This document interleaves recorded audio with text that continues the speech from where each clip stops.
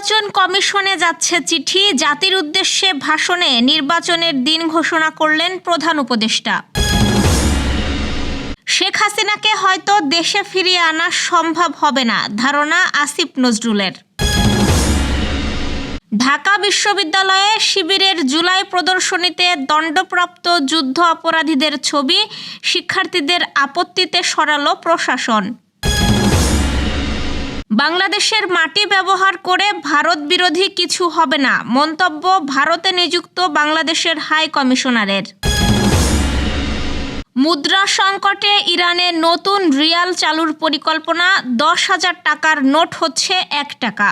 দর্শক, গ্রামের কাগজের সকালের খবরে আপনাকে স্বাগত। শুনছিলেন প্রধান শিরোনাম, এছাড়াও রয়েছে রাশিফল। এবার চলুন যাওয়া যাক মূল আয়োজনে। ত্রয়োদশ জাতীয় সংসদ নির্বাচনের সময় ঘোষণা করেছেন প্রধান উপদেষ্টা ডক্টর মোহাম্মদ ইউনূস। মঙ্গলবার রাতে জুলাই গণ অভ্যুত্থান দিবস উপলক্ষে জাতির উদ্দেশ্যে দেওয়া এক ভাষণে তিনি নির্বাচনের সময় ঘোষণা করেন। তিনি আগামী বছরের ফেব্রুয়ারিতে রোজার আগে জাতীয় নির্বাচন আয়োজনের জন্য নির্বাচন কমিশনকে চিঠি দেবেন বলে জানান। জাতির উদ্দেশ্যে দেওয়া ভাষণে ডক্টর মোহাম্মদ ইউনূস বলেন, আমাদের সর্বশেষ দায়িত্ব পালনের পালা নির্বাচন অনুষ্ঠান। আমরা এবার একটি নির্বাচিত সরকারের কাছে দায়িত্ব হস্তান্তরের প্রক্রিয়া শুরু করব। তিনি বলেন, অন্তর্বর্তী সরকারের পক্ষ থেকে আমি প্রধান নির্বাচন কমিশনারের কাছে চিঠি পাঠাবো যেন নির্বাচন কমিশন আগামী রমজানের আগে 2026 সালের ফেব্রুয়ারি মাসে জাতীয় নির্বাচন অনুষ্ঠানের আয়োজন করেন।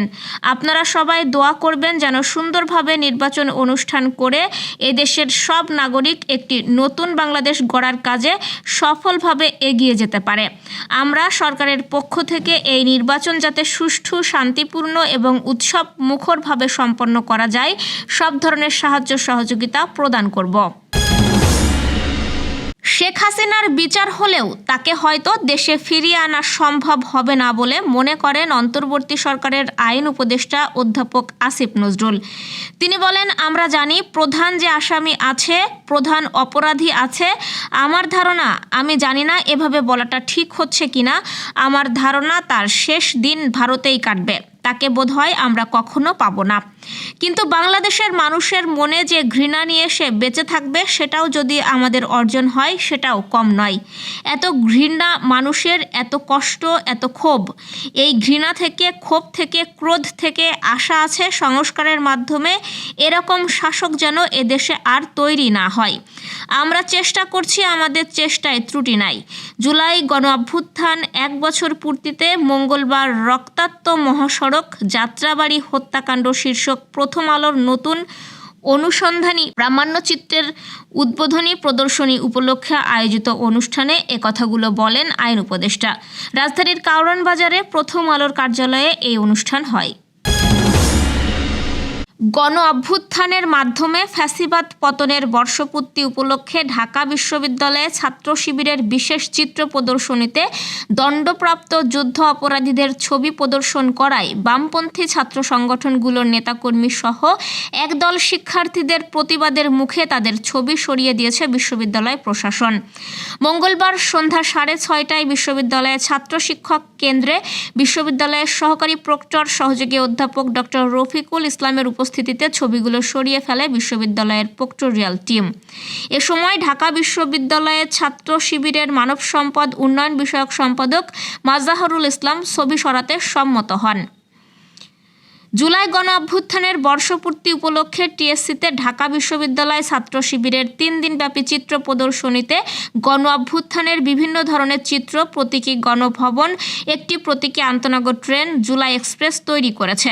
পাশেই বিচারিক হত্যাকাণ্ড শিরোনামে যুদ্ধ অপরাধের দায়ে অভিযুক্ত একাধিক নেতার ছবি প্রদর্শন করে।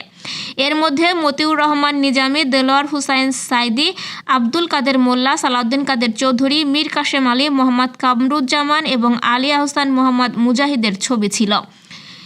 বিকেলে বিশ্ববিদ্যালয়ের স্বাধীনতা বিরোধীদের ছবি দেখে বিক্ষোভ শুরু করেন বাম ছাত্র সংগঠনগুলো ও একদল শিক্ষার্থী। পরবর্তীতে সহকারী প্রক্টর রফিকুল ইসলাম সেখানে উপস্থিত হন এবং শিবিরের এক নেতার সম্মতিতে প্রক্টোরিয়াল টিম ছবিগুলো সরিয়ে ফেলে। ভারতে নিযুক্ত বাংলাদেশের হাই কমিশনার রিয়াজ হামিদুল্লাহ বলেছেন, বাংলাদেশের ভূখণ্ড কখনোই ভারত বিরোধী কর্মকাণ্ডে ব্যবহৃত হবে না। পাকিস্তান বা চীনের প্রভাব নিয়ে ভারতের যে কোনো ধরনের উদ্বেগকে সরাসরি নাকচ করে তিনি এই মন্তব্য করেন। ভারতীয় সংবাদ মাধ্যম দ্য প্রিন্ট এ প্রকাশিত এক সাক্ষাৎকারে রিয়াজ হামিদুল্লাহ বলেন, ভারত বাংলাদেশ সম্পর্ক বহু পুরানো এবং এটি গড়ে উঠেছে পারস্পরিক আস্থা, অর্থনৈতিক স্বার্থ ও সাংস্কৃতিক বন্ধনের উপর ভিত্তি করে। তিনি স্পষ্ট করে বলেন, বাংলাদেশের ভূমি ভারতের স্বার্থবিরোধী কোনো কাজে ব্যবহারের সুযোগ নেই। তিনি আরও বলেন, ভারত ও বাংলাদেশের মধ্যে শেখা, দক্ষতা উন্নয়ন এবং অর্থনৈতিক সহযোগিতায় যৌথভাবে কাজ করার অনেক সুযোগ রয়েছে। এই সম্পর্ক শুধু নিরাপত্তা ভিত্তিক চিন্তার মধ্যে সীমাবদ্ধ না রেখে টেকসই অর্থনৈতিক মূল্য তৈরির দিকেও এগিয়ে নেওয়া উচিত। চরম মুদ্রা সংকটে পড়ে রিয়াল থেকে 4টি শূন্য বাদ দিয়ে নতুন মুদ্রা চালুর পরিকল্পনা নিয়েছে ইরান। অর্থনৈতিক চাপ, মুদ্রাস্ফীতি এবং আন্তর্জাতিক নিষেধাজ্ঞা মোকাবেলায় দেশটির পার্লামেন্টের অর্থনৈতিক কমিশন এই প্রস্তাব অনুমোদন করেছে। পরিকল্পনা অনুযায়ী আগের 10,000 রিয়াল এখন এক নতুন রিয়াল হিসেবে গণ্য হবে, তবে মুদ্রার নাম অপরিবর্তিত থাকছে। কমিশনের চেয়ারম্যান শামসুদ্দিন হোসাইনি জানান, এতে লেনদেন প্রক্রিয়া সহজ হবে এবং জনগণের ভোগান্তি কমবে। এখনও সংসদের পূর্ণাঙ্গ অধিবেশন ও গার্ডিয়ান কাউন্সিলের চূড়ান্ত অনুমোদন প্রয়োজন।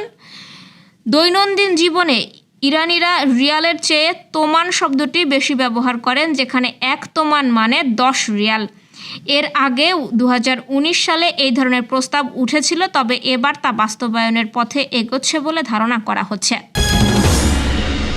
দর্শক, এ পর্যায়ে জেনে নিব কেমন যাবে আপনার আজকের দিন, অর্থাৎ 6 আগস্টের রাশিফল।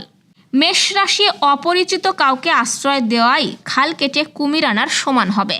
ব্যবসা বাণিজ্যে মন্দাভাব বিরাজ করবে। শ্রমিক কর্মচারীর ওপর তীক্ষ্ণ নজর রাখুন এবং দাম্পত্য জীবন কটুতায় ভরে উঠবে। বৃষ রাশির, প্রতিযোগিতায় জয়ী হওয়ার সম্ভাবনা আছে। বিবাহযোগ্যদের বিবাহের সানাই বাজবে এবং মনের অভিলাষ পূর্ণ হবে। মিথুন রাশির, কর্মে অমনোযোগ ও ব্যবসায়ে মন্দাভাব বিরাজ করবে। সিজনাল রোগব্যাধির প্রকোপ বাড়তে পারে। শ্রমিক কর্মচারীদের মন জুগিয়ে চলুন। কর্কট রাশি, কর্ম ব্যবসায়ে বাড়তি দায়িত্ব পাবেন এবং গৃহবাড়ি ও যানবাহন বদলের জন্য দিনটি রেকর্ড হয়ে থাকবে।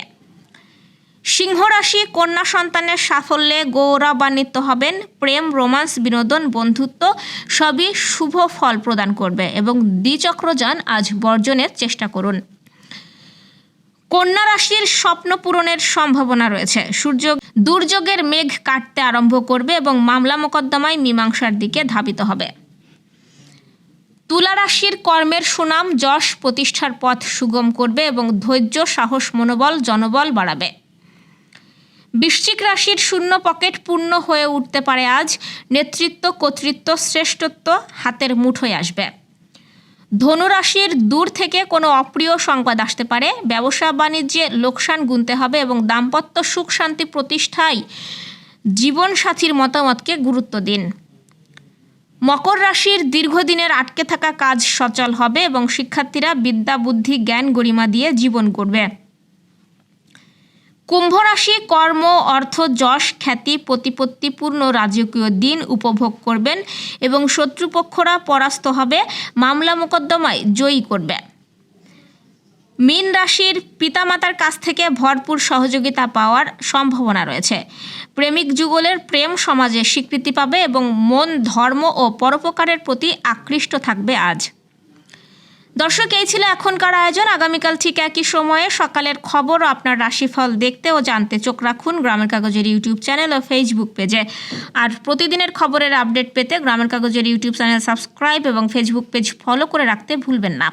আমাদের পরবর্তী খবর দেখুন বিকাল 3টায়। শুভ বিদায়।